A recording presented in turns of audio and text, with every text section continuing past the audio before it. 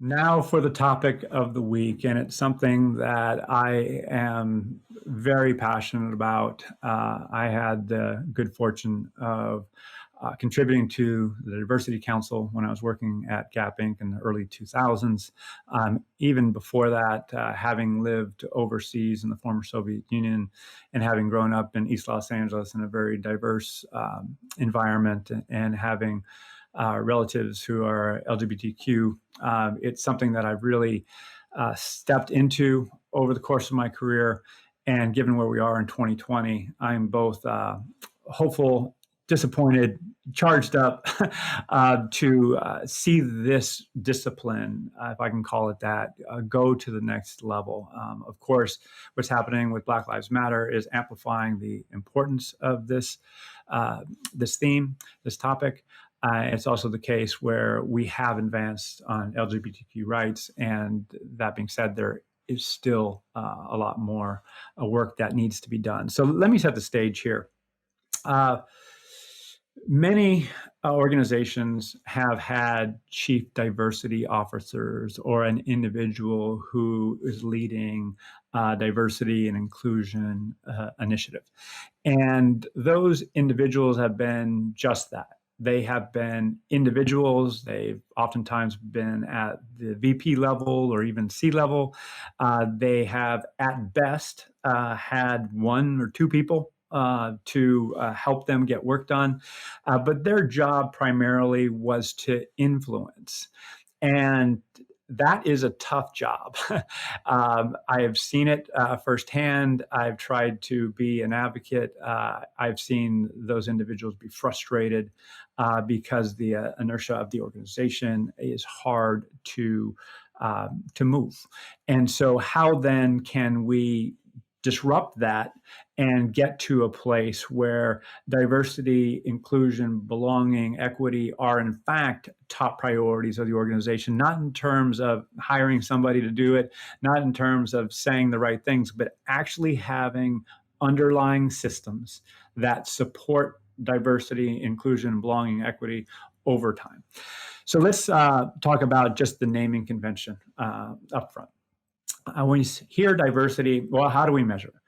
There are so many dimensions around diversity, and many have gone to, well, there's thought diversity, and I certainly celebrate that. We have to appreciate diversity of thought.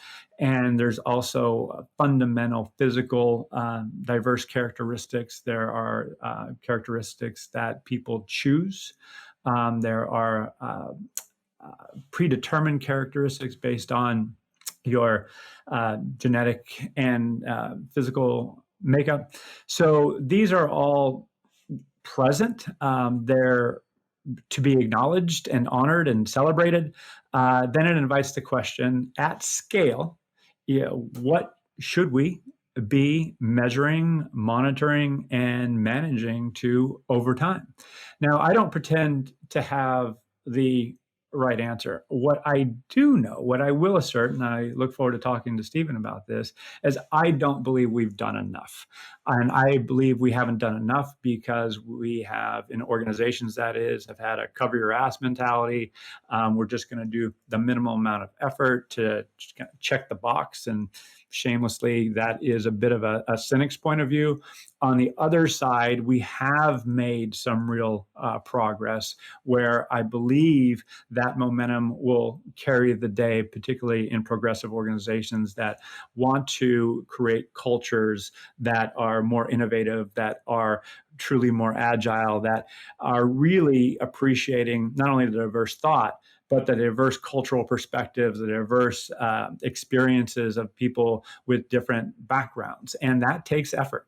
That means that when you hire somebody, you're not just going to hire somebody because you want to have a beer with them.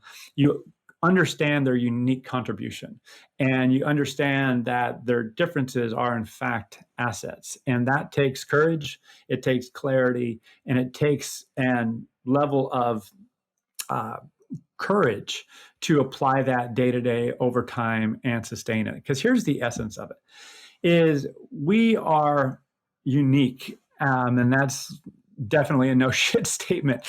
Each of us has our own fingerprint, not only on our hands, but on the world. And so, how can that be honored from an organizational perspective?